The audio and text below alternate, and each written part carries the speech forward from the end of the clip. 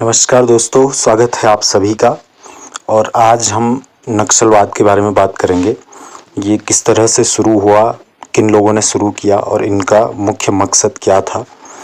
तो नक्सलवादी जो हैं वो साम्यवादी क्रांतिकारी थे और जो ये आंदोलन है इसको शुरू किया था मूल रूप से कम्युनिस्ट पार्टी ने। भारतीय कम्युनिस्ट पार्टी है जो उस बाद में इसमें विभाजन हो जाता है, लेकिन ये आंदोलन शुरू कम्युनिस्ट पार्टी के द्वारा किया गया था।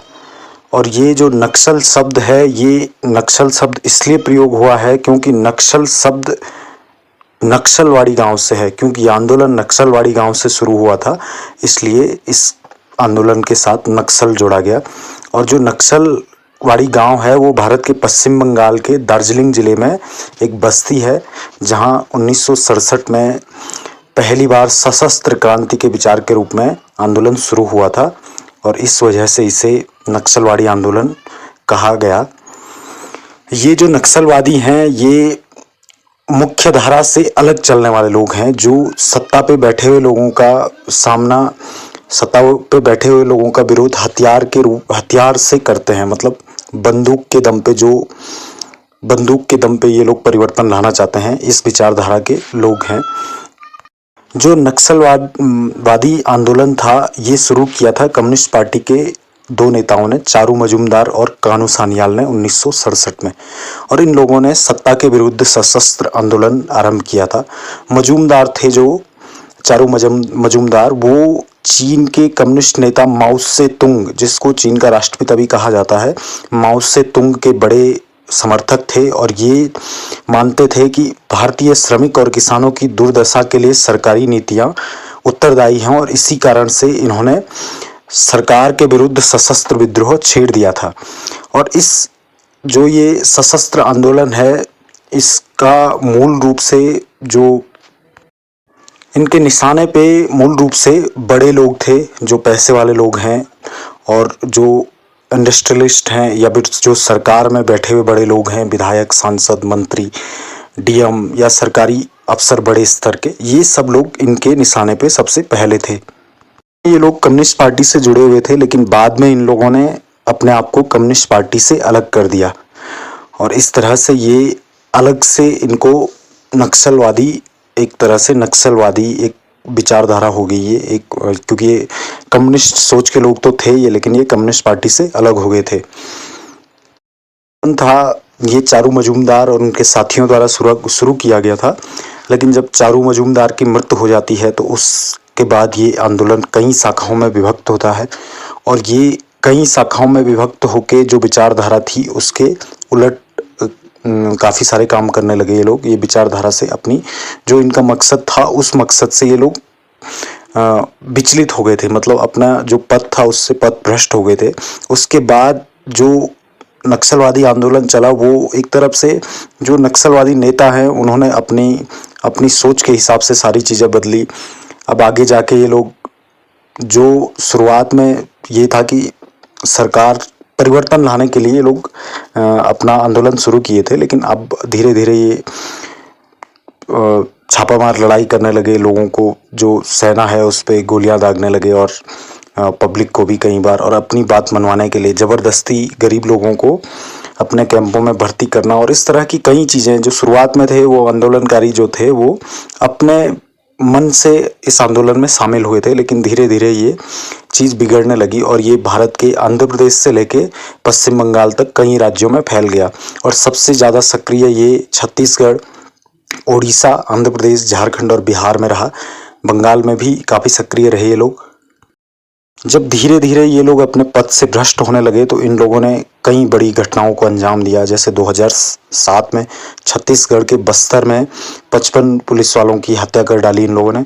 2008 में उड़ीसा के नयारगढ़ में नक्सलवादियों ने 14 पुलिसकर्मियों और नागरिकों की हत्या की। 2009 के महाराष्ट्र के गढ़चिरौली में नक्सलवादियों ने 15 सीआरपीएफ जवानों को शहीद किया। 2010 में नक्सलवादियों ने कोलकाता मुंबई ट्रेन में 150 यात्रियों की हत्या कर दी थी। और इसी तरह 2010 में बंगाल के सिल्दा कैप में घुसकर नक्सलवादियों ने हमला कर, जिसमें अर्धसैनिक बलों के 24 जवान शहीद हुए थे। 2011 में छत्तीसगढ़ के दंतेवाड़ा में नक्सलवादियों ने हमले किए और कुल 76 जवान शहीद हुए। और 2012 में झारखंड में गढ़वा जिले में बारीवंगा जंगल में 13 पुलिसकर्मियों की हत्या की इन लोगों ने। और 2013 में छत्तीसगढ़ के सुकमा जिले में नक्सलवादियों ने कांग्रेस के नेताओं समेत 27 व्यक्तियों की हत्या की थी। और सन 2021 में वर्तमान में अभी छत्तीसगढ़ के बीजापुर में इन्होंने सुरक्षा बलों के जवानों पर हमला किया। 23 जवान शहीद हुए और 31 जवान घायल हुए। तो इस तरह से इन लोगों ने जो भारतीय व्यवस्था है उसके विरोध में हथियार उठाए और इस तरह की कई घटनाओं को अंजाम दिया। ये लोग वोट और चुनाव व्यवस्था में विश्वास नहीं करते हैं। ये लोग विश्वास करते हैं तो सिर्फ बंदूक के दम पे। जैसे कि मैंने शुरू में कहा था, जो इसके फाउंडर थे वो लोग चीन के नेता माओ त्से तुंग के बड़े समर्थक थे। और माओ त्से तुंग का विचार ये था कि ताकत बंदूक की गोली से आती है। तो उसी विचारधारा के हिसाब से चलने वाले लोग थे नक्सलवादी जो हैं। अब जो ये नक्सलवादी लोग हैं, इनकी भर्ती और वित्त पोषण कैसे होता है? भर्ती करने के लिए ये लोग कई तरीके अपनाते हैं।